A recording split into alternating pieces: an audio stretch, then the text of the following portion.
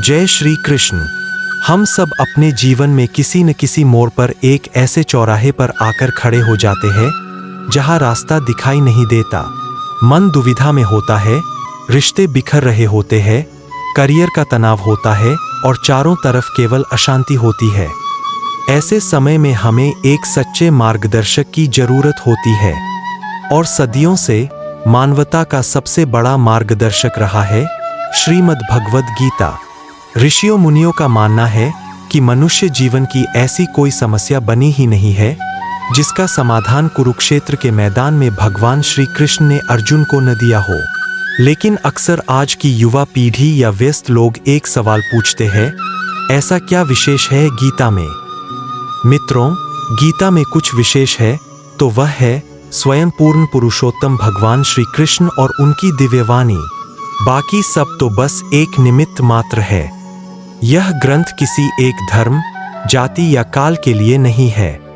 यह धरती के हर उस इंसान के लिए है जो अपनी जिंदगी में सच्ची सुख शांति, आत्मबल और सफलता पाना चाहता है। पर आज की इस भागदौड़ भरी डिजिटल और व्यस्त जिंदगी में 18 अध्यायों के 700 श्लोकों को विस्तार से पढ़ पाना, उनके संस्कृत अर्थों को समझना और जीवन में उतारना हर किसी के लिए थोड़ा कठिन हो जाता है।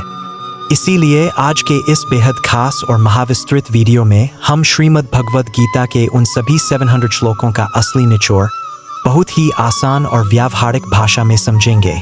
चाहे आप एक स्टूडेंट हों जो करियर से परेशान है, एक कामकाजी इंसान हों जो तनाव में है, या कोई बुजुर्ग जो मानसिक शांति की तलाश में है, यह 15 मिनट का वीडियो आपके जीवन को देखने का नजरिया हमेशा के लिए बदल देगा। मेरा आपसे अनुरोध है कि अपने जीवन के व्यस्त समय में से यह कुछ मिनट निकालकर बिल्कुल शांत मन से एकांत में बैठकर इस ज्ञान को अंत तक सुने। यदि आप इसका सर्वोत्तम लाभ उठाना चाहते हैं तो इसे हर रोज सुबह अपने दिन की शुरुआत में या रात को सोने से पहले जरूर सुने। चलिए इस दिव्य यात्रा की शुरुआत करते हैं। भाग 2, ईश्वर का वास्तविक स्वरूप और ब्रह्मांड की माया। म्यूजिक में थोड़ा सा बदलाव, ब्रह्मांडीय और गंभीर ध्वनि। Voice over. श्रीमद् भगवद गीता के बीच के अध्यायों में भगवान श्री कृष्ण अर्जुन को अपने उस रूप से परिचित कराते हैं जिसे देखकर बड़े बड़े ज्ञानी भी स्तब्ध रह जाते हैं। अर्जुन जब असमंजस में थे तब भगवान ने कहा, हे अर्जुन, इस संपूर्ण संसार में तुम जो कुछ भी देख पाते हो, जो कुछ भी महसूस कर पाते हो, वह सब मैं ही हूँ। मैं कोई साधारण शरीर नहीं, मैं इस पूरे ब्रह्मांड की चेतना हूँ। एस्टरिस्क।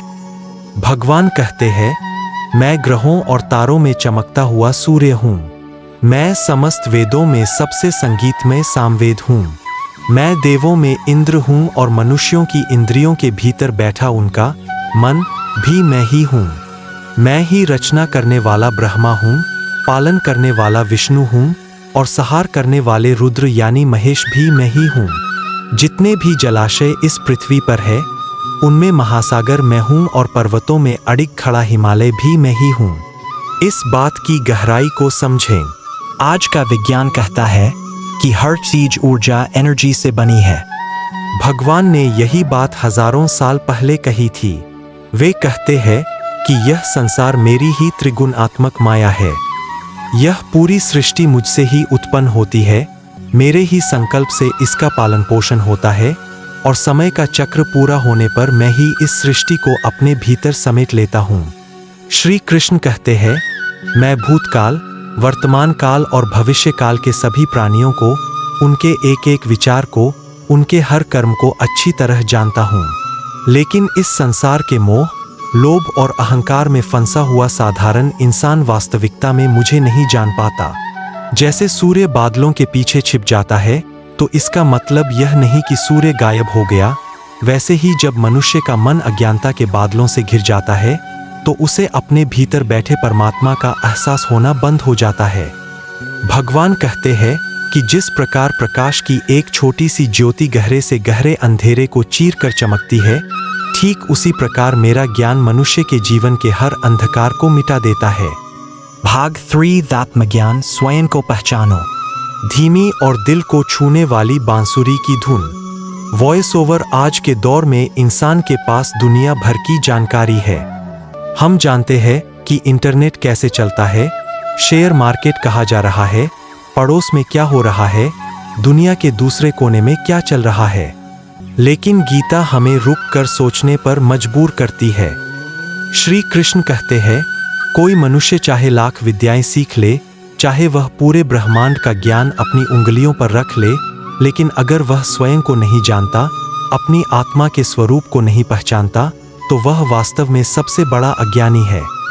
हम जीवन भर बाहरी दुनिया में खुशियां ढूंढते हैं, पैसों में, गाड़ियों में, मकानों में, लोगों की तारीफों में। लेकिन गीता कहती है कि सच्ची खुशी और शांति आपके भीतर है।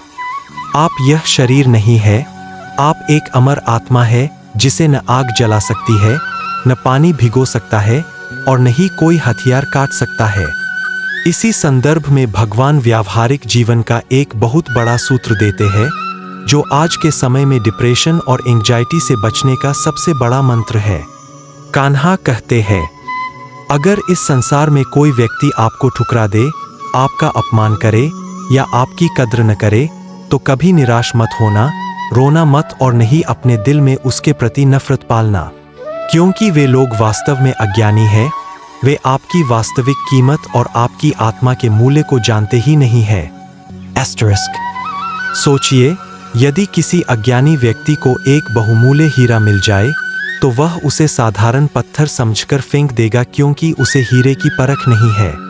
ठीक उसी तरह जो लोग आपकी कद्र नहीं करते, वे आपकी आंतरिक अच्छाई को देख ही नहीं पा रहे हैं।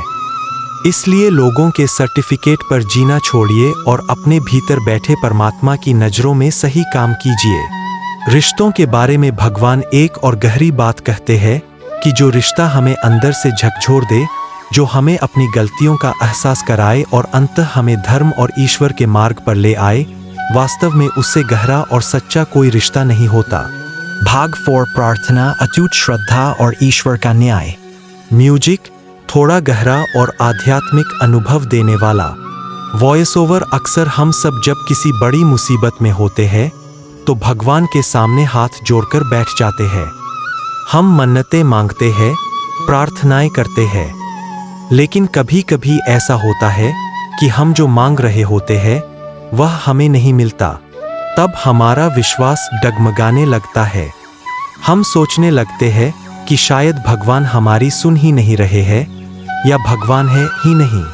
इस मानवीय कमजोरी पर भगवान श्री कृष्ण का एक ऐसा संदेश है जो आपके दिल के हर घाव को भर देगा।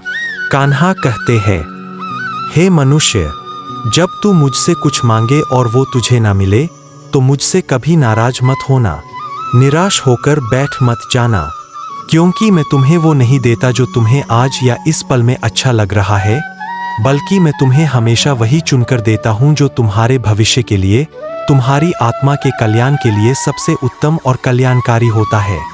Asterisk. एक छोटा बच्चा आग के अंगारे को देखकर उसकी तरफ हाथ बढ़ाता है, क्योंकि वह चमकती हुई चीज उसे अच्छी लगती है, लेकिन माँ उसका हाथ खींच लेती है। बच्चा रोता है, चिल्लाता है कि माँ ने मुझे वो चीज नहीं दी, लेकिन माँ जानती है कि वह चीज उसके लिए कितनी खतरनाक है। ठीक इसी तरह परमात्मा हमारी चाहत नहीं, हमारी जरूरत पूरी करते हैं। भगवान आगे कहते हैं, जिस प्रकार एक विशाल और अशांत समुद्र को पार करने के लिए एक मजबूत नाव ही एकमात्र साधन होती है, ठीक उसी प्रकार इस संसार रूपी भवसागर के दुखों, कष्टों और उतार चढ़ाव से पार जाने के लिए सत्य और धर्म ही एकमात्र सीढ़ी है। परमात्मा का और हमारा रिश्ता कैसा होना चाहिए, इसके लिए एक बहुत ही सुंदर परिभाषा गीता में छिपी है। हम कुछ ना बोलें, हमारे होंठ बंद हों, फिर भी जो हमारे दिल की एक एक कराह, एक एक दर्द और हमारी हर अनकही पुकार को चुपके से सुन लेता है, उसी का नाम परमात्मा है। और वो साक्षात हमारे सामने आकर कुछ ना बोले, फिर भी विपरीत से विपरीत परिस्थितियों में भी हमें अपने आसपास उसकी अदृश्य शक्ति, उसकी दया और उसकी कृपा का एहसास लगातार होता रहे, इसी अडिग और अटूट विश्वास का नाम श्रद्धा है। जिसके जीवन में यह श्रद्धा है, उसे दुनिया की कोई भी ताकत तोड़ नहीं सकती। भाग 5 कर्म योग, जीवन का असली मंत्र। म्यूजिक, प्रेरणादायक और ऊर्जावान धुन। वॉइस ओवर अब आते हैं गीता के सबसे महत्वपूर्ण और केंद्रीय संदेश पर, जिसे हम कर्मयोग कहते हैं।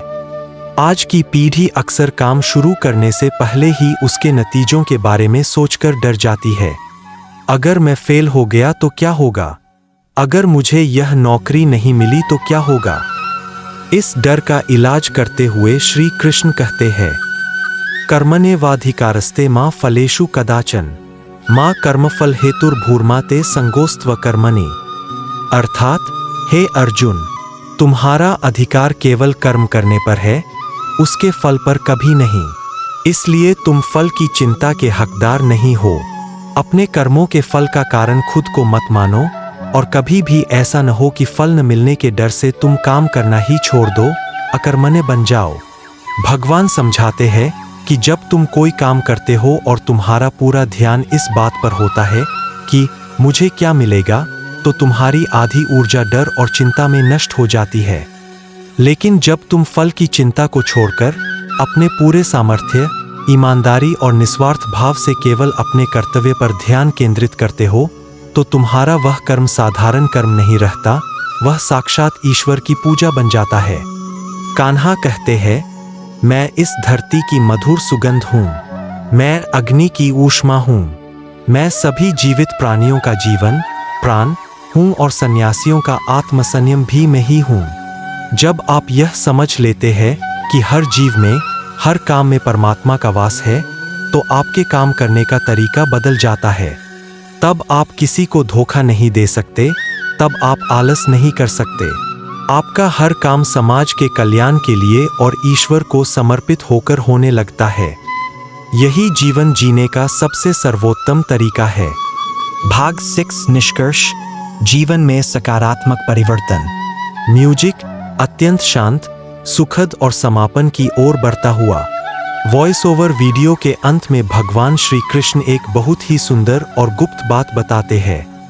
वे कहते हैं, जो मनुष्य गीता के इस परम रहस्यमय, कल्याणकारी और पवित्र ज्ञान को स्वयं अपने भीतर धारण करता है, अपने जीवन में लागू करता है और प्रेम पूर्वक इसका विस्तार एवं प्रचार समाज के अन्य लोगों में करता है, वह मनुष्य मुझे मेरे प्राणों से भी अधिक प्रिय है।